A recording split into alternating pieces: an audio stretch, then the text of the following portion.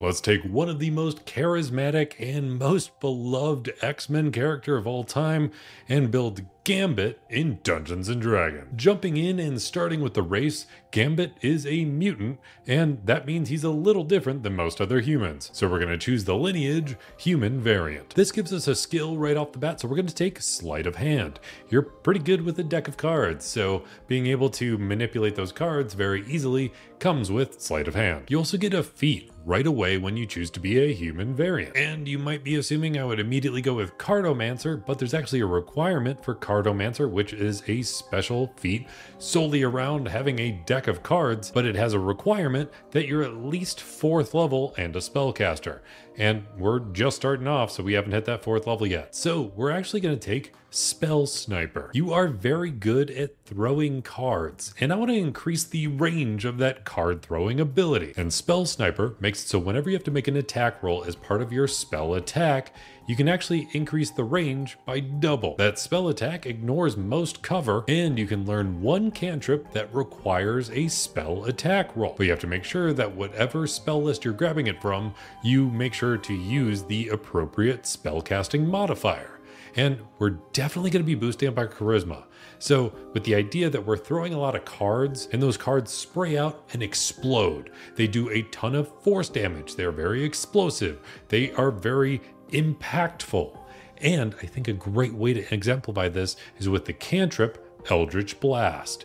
This does force damage, which seems pretty fitting, and as you get better and better with your cards, you can throw more out with your experience, because Eldritch Blast allows you to shoot out multiple beams depending on how high of a level you are. Initially, you can throw 1 card at a time, but then at 5th level, you can throw 2, and at 11th level, you can throw 3, and at 17th level, you can throw 4, all with pretty good accuracy. Then when it comes to a background, you are a member of a school. So we're going to take Silverquill Student. There's a couple reasons I wanted to go with this, because it gives you the Strixhaven Initiate feat, and the Silverquill version of this gives you some very specific spell options. Gambit is a pretty smooth talker, so I like the idea that he's probably pretty good at insulting people as well.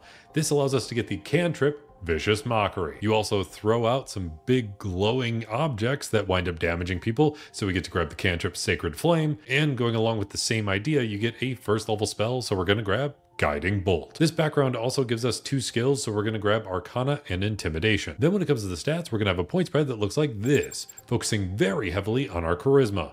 Because you are that smooth talker, you are very charismatic, it is just fitting for Gambit. Then when it comes to a class, obviously we're going to be a spellcaster. We want to make sure that we're focusing heavily on charisma, which means we're either a warlock or a sorcerer, and as a mutant, it's in your blood. It's just who you are. And that goes perfectly with a sorcerer. Becoming a sorcerer makes you proficient with that bow staff that you carry around most of the time, and it gives you 2 skills. So hammering even more on that charisma, we're going to grab Persuasion and Deception. Finally, when you become a sorcerer, you get proficiency in saving throws in Charisma and Constitution. Then at 1st level of sorcerer, you get to choose a sorceress origin right away, which is a sorcerer subclass. And this is actually pretty difficult. Gambit in the comics and shows and movies that he's been part of, usually his mutant ability allows him to infuse energy into non-biological materials. But of course, in the comics, they sort of expand on this in every way imaginable. In certain comics, he gets some telepathic powers. When he becomes one of the horsemen and becomes the Horseman of Death, he gets the ability to like leak out poisonous gas type stuff. Overall, it just expands a lot, but we're going to focus mostly on charging things with energy and blowing stuff up. And with that in mind, there's only one subclass that's going to help really at all with that, and that's the Draconic Bloodline Sorcerer. And we can try and tweak this to make it fit a little more with Gambit, but first, we got to choose a type of dragon bloodline that we have. And you have those kind of creepy, crazy eyes. So with those glowing more of a reddish color, we're going to have the bloodline of a red dragon. This means we get a little bit better with most fire-based spells. So we're going to use some fire-based stuff for blowing things up and pretending it's a card in some aspects, but we will focus a little more purely on the sort of card-based abilities soon. The very first feature you get from a Draconic Bloodline Sorcerer is Draconic Resilience. So for every level in this class, you get 1 more hit point of health, and you have a default armor class of 13 plus your dexterity modifier. This is written in the D&D books as being more like Draconic Scales, but you have that sort of hardened chest piece armor stuff, so we're going to say it's just that. And also at first level of sorcery, you get some spell casting. And since you amp up energy and use it in particular ways, like if you take your staff and slam it to the ground, you can let out a bit of a shockwave. We're going to go ahead and take the cantrip Thunderclap, but just for throwing out a card and making it a bit more impactful or dangerous, we're also going to grab Firebolt. But most of the time, we're going to be relying more on that Eldritch Blast stuff because that's more like throwing multiple cards. Then as far as first level spells, there's only two that I really want to focus on. One is Thunder Wave for that same like hitting your staff into the ground thing, but the other is Magic Missile. This allows you to throw out 3 glowing darts, or cards in this situation. They automatically hit no matter what. Each card does 1d4 plus 1 force damage, and if you upcast this, you get 1 more dart per spell slot used. Unfortunately, you don't have a way to upcast this to the point of getting 52 card pickup, but it's still kind of cool. Then at second level of sorcery, you get Font of Magic, giving you sorcery points equal to your level in sorcerer. You can now trade sorcery points to get more spell casting, because you can trade those sorcery points for some spell slots. But at third level of sorcerer, you can do a bit more with them, because you get Meta Magic. Meta Magic allows you to alter your spells in certain ways. We get 2 options now, and then we get a few more options as we level up. So there's 4 Meta Magic options that I think are useful for Gambit. And in order of most important to probably least important, the first one I would take is Quicken Spell. This allows you to cast a 1 action level spell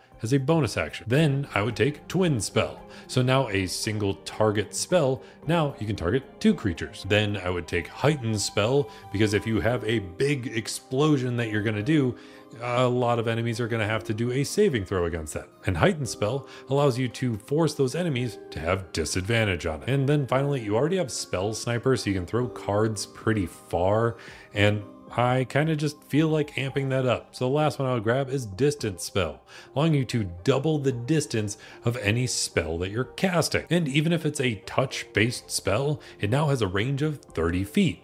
So if you mix that with Spell Sniper, you can now cast a spell 4 times as far away. Also at this level, you get access to second level spells. So we'll grab a few spells that we can probably role play as throwing cards that explode, and those will be fun and those will be in the character sheet. But more importantly, we'll have Spray of Cards. This is a spell that got added to the Book of Many Things, and it allows you to spray a 15-foot cone of cards, finally making you able to recreate some level of that 52 card pickup move, because everybody in that 15-foot cone has to make a dexterity saving throw, or take 2d10 force damage, and they're blinded. And you get an additional 1d10 of damage per spell slot above second level. Then at fourth level of sorcerer, you get an ability score improvement. So let's go ahead and take that Cartomancer feat. This gives you the cantrip Prestidigitation, allowing you to essentially recreate like some illusion magic, and you get another feature as part of this feat called Hidden Ace. So when you finish a long rest, you can choose a spell from your spell list, and you can imbue that spell onto a card. It must have a casting time of 1 action, and it must be a level of a spell that you actually have an ability to cast. The card remains imbued with that spell for 8 hours, and at any point during that 8 hours,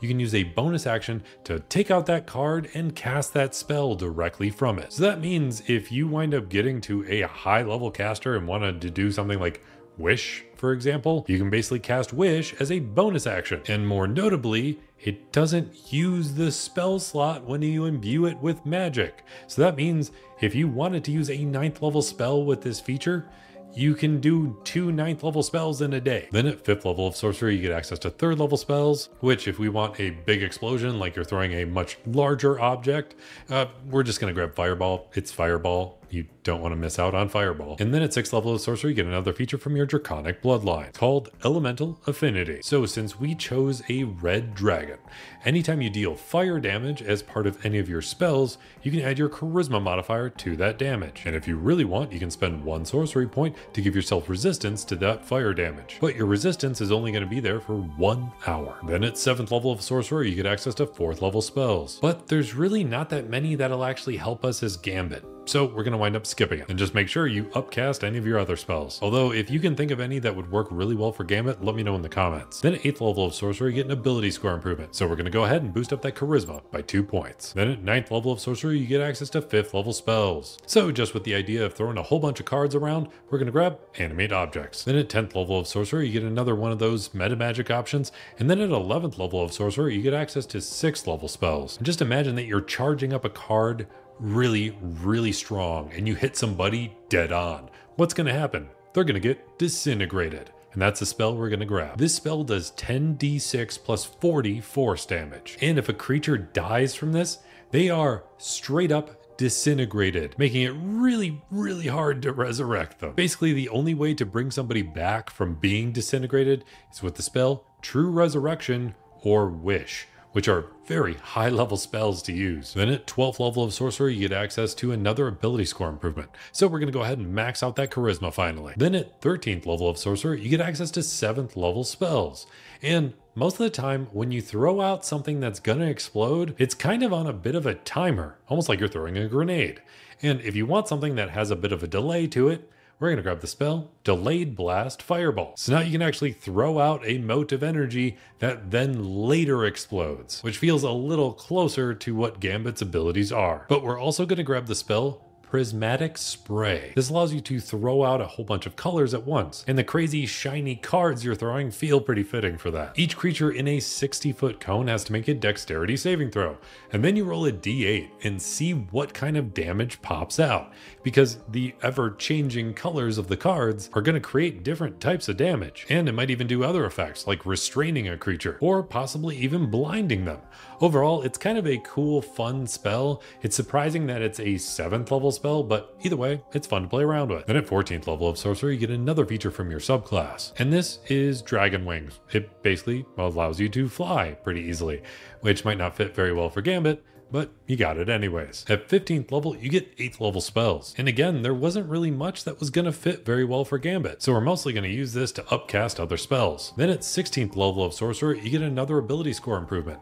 And I think it's probably better to take Dexterity than anything else, because you're not concentrating on a lot of spells, so you don't need quite as much Constitution, and Dexterity is going to help your armor class, making it much harder to hit you. So I'd rather throw some points in there. Then at 17th level of Sorcerer, you get a 9th level spell, which is the highest level spell you can cast in Dungeons and Dragons. So I tried to think what 9th level spell might work for raining down a bunch of explosive, damaging cards. Because I didn't want to use Wish because that didn't feel right for Gambit, so the idea of raining explosive objects felt like it might fit with Meteor Swarm. This targets 4 different areas that you can see. Each one of those points gets a 40-foot radius sphere of damage hitting it. Each one of those spheres does 20d6 bludgeoning damage and 20d6 fire damage, plus your charisma modifier thanks to being a draconic bloodline. And don't forget, you can go ahead and use that spell as part of your Cartomancer feat. So if you want to rain this down over and over again, you can at least do it twice in a day, which is super powerful. Then at 18th level of Sorcerer, you get another feature from being a draconic bloodline. And this just amps up your overall charmingness as being Gambit. You can spend 5 sorcery points to either make people really afraid of you or in complete awe of you, charming anybody around you within 60 feet for 1 minute. It's kind of a weird end to the subclass as it's not overly powerful or useful, but I kind of really like it. It fits pretty well for Gambit. Then at 19th level of Sorcerer, you get 1 more ability score improvement. So let's go ahead and max out that Dexterity. And then finally at 20th level, you get Sorceress Restoration, allowing you to regain 4 sorcery points on a short rest. That brings us all the way to the end of this build. And this was all thanks to a vote which I had up on Discord. But if there's anything you do differently with this build, let me know in the comments down below. Or if there's any other builds you want to see in the future, let me know in the comments down below as well, because I try and read as many of those comments as possible. If you like D&D related stuff, make sure to subscribe, because apparently that makes it so you roll more nat 20s in your D&D sessions. And if you want access to the character sheet for this build or any of my other builds, feel free to check out my Patreon, linked in the description down below, where you can help support this channel and be as awesome as some of these people scrolling on by, or some of the especially awesome player character patrons, the Holy 999s, Christopher Sams, Dark of Skies, Barrow Skrull, Zach, Felix Ulick, Dennis Bumgardner, Barrelisk, Kevin Shirley, That Funny Man 57, Joshua Maynard, CGC 2014, Elisa Martinez, Panda Milkshake, Ted Z, Andrew Nobles, Karkat Kitsune, Decker Joint, Zed13, Viral Naravar, Daniel Galvin, and the Dino 21. Then going above and beyond that are my Dungeon Master level patrons that I play D&D with: Silas Uchiha 696, T Brownie, Julia B de Oliveira, Just Wolf, Daniel Saffler, Comman ZX, Cyberciety, and Salvador. Then going above and beyond anything I ever expected is my God tier level patron, who helps me an absolutely incredible amount, and that's GameSteak. So a very special thank you to him. And if you made it all the way to the end of this video, let me know by hitting that like button, especially if you want to be the overly charismatic mutant from New Orleans and play as X-Men's Gambit in Dungeons & Dragons.